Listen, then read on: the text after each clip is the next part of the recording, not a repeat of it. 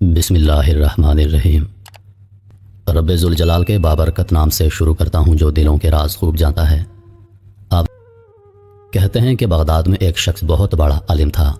لوگ حصول علم اور اصلاح کے شوق میں اس کے پاس آتے جاتے۔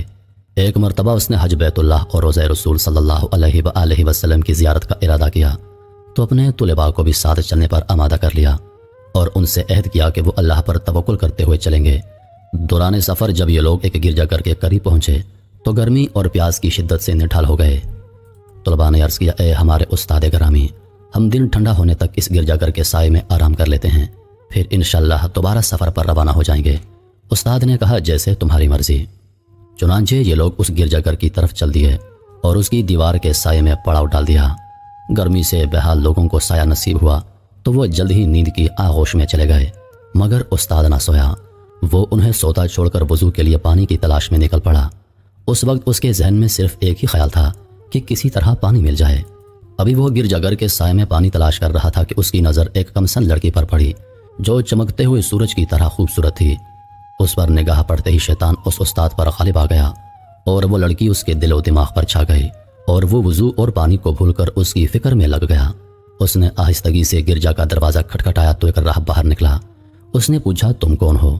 اس نے اپنا تعارف کروایا کہ میں فلاں عالم ہوں۔ راہب نے پوچھا، اے مسلمانوں کے فقیہ کیا چاہتے ہو؟ جواب دیا، اے راہب، مجھے گرجا کی چھت سے ابھی ایک لڑکی دکھائی دی تھی، وہ تمہاری کیا لگتی ہے؟ راہب نے کہا، وہ میری بیٹی ہے، مگر تم اس کے بارے میں کیوں پوچھ رہے ہو؟ استاد نے کہا، میں چاہتا ہوں کہ تم اس کی میرے ساتھ شادی کر دو۔ راہب بولا کہ ہمارے دین میں ایسا کرنا جائز نہیں، اگر جائز ہوتا تو میں اس سے پوچھے بغیر اسے تمہاری زوجت میں دے دیتا، حالانکہ میں نے اپنے آپ سے عہد کیا ہے کہ اس کی شادی اسی کی پسند سے کرواؤں گا۔ میں اسے تمہارے بارے میں بتاتا ہوں، اگر وہ تمہیں اپنے لیے پسند کر لے تو میں اسے تمہاری زوجیت میں دے دوں گا۔ استاد نے کہا، یہ تو بڑی خوشی کی بات ہے، مہربانی فرما کر اس کے پاس جائیے اور پوچھیے۔ وہ راہب اپنی بیٹی کے پاس گیا اور سارا ماجرا بیان کیا۔ ادھر یہ استاد ان کی باتیں سن رہا تھا۔ وہ لڑکی بولی، ابا جان، آپ میرا نکاح اس سے کس طرح کر سکتے ہیں، حالانکہ میں عیسائی ہوں اور وہ مسلمان ہے؟ یہ تو اسی صورت میں ممکن ہے کہ وہ نصرانیت میں داخل ہو جائے۔ راہب نے پوچھا، اگر وہ نصرانی ہو جائے تو کیا تم اس سے شادی کر لو گی؟ لڑکی بولی، ہاں ضرور کروں گی۔ وقت گزرنے کے ساتھ ساتھ استاد کی بیتابی بڑھتی چلی جا رہی تھی۔ ادھر اس کے طلباء بے خبر سو رہے تھے۔ آخرکار استاد لڑکی کی طرف متوجہ ہو کر بولا، میں دین اسلام چھوڑ کر نصرانی ہو گیا ہوں۔ لڑکی بولی، چونکہ یہ عزت و وقار کی شادی ہے لہٰذا حقوق کی زوجیت اور مہر کی ادائیگی ضروری ہے۔ تم حق مہر کہاں سے ادا کرو گے؟ کیونکہ میں دیکھ رہی ہوں کہ تم فقیر ہو، پھر بھی اگر تم ان خنزیروں کو پورا 1 سال چراؤ تو یہی میرا حق مہر ہوگا۔ وہ بولا، ٹھیک ہے، میری بھی ایک شرط ہے کہ تم اس دوران اپنا چہرہ مجھ سے نہیں چھپاؤ گی تاکہ میں صبح و شام اسے دیکھتا رہوں۔ لڑکی بولی، مجھے منظور ہے۔ تو اس نے خطبہ دینے والا عصا اٹھایا اور خنزیروں کی طرف چل دیا تاکہ عصا کے ذریعے انہیں چراگاہ تک لے جائے۔ جب طلباء نیند سے بیدار ہوئے تو اپنے استاد کو تلاش کرنے لگے۔ کافی تلاش کرنے کے بعد جب ان کو استاد نہ ملا تو انہوں نے راہب سے اس کے بارے میں پوچھا تو جواباً اس نے ساری کہانی سنا دی۔ یہ افسوسناک خبر سن کر طلباء میں کوہرام مچ گیا، کچھ غش کھا کر گر گئے اور کچھ آہ و بکا کرنے لگے۔ پھر انہوں نے راہب سے کہا، اب وہ کہاں ہے؟ راہب نے بتایا کہ وہ خنزیر چرا رہا ہے۔ راوی کہتے ہیں کہ پھر ہم اس کی طرف چل دیے تو اسے اسی عصا سے سہارا لیے دیکھا جس کے سہارے وہ خطبہ دیا کرتا تھا۔ وہ خنزیروں کو ادھر ادھر جانے سے روک رہا تھا۔ ہم نے اس سے کہا کہ اے ہمارے سردار، یہ تم پر کیسی آزمائش آ گئی؟ پھر ہم اسے قرآن پاک، اسلام اور حضور پاک کے فضائلیات دلانے لگے اور اسے قرآن و حدیث کے فرامین سنائے تو اس نے کہا، مجھ سے دور ہو جاؤ، تم جو کچھ یاد دلا رہے ہو وہ میں تم سے زیادہ جانتا ہوں، مگر مجھ پر اللہ رب العزت کی طرف سے آزمائش نازل ہو گئی ہے۔ ہم نے اسے اپنے ساتھ لے جانے پر بہت زور دیا مگر ناکام رہے۔ آخرکار ہم نے اسے اس کے حال پر چھوڑ دیا اور مکہ کی طرف چل دیے اور حج ادا کرنے کے بعد واپس بغداد کی طرف روانہ ہو گئے۔ جب ہم اسی مقام پر پہنچے تو ہم نے ایک دوسرے سے کہا کہ آؤ دیکھتے ہیں کہ اس پر کیا گزری، شاید وہ نادم ہو کر اللہ کی بارگاہ میں توبہ کر چکا ہو اور اپنی حالت سے لوٹ آیا ہو۔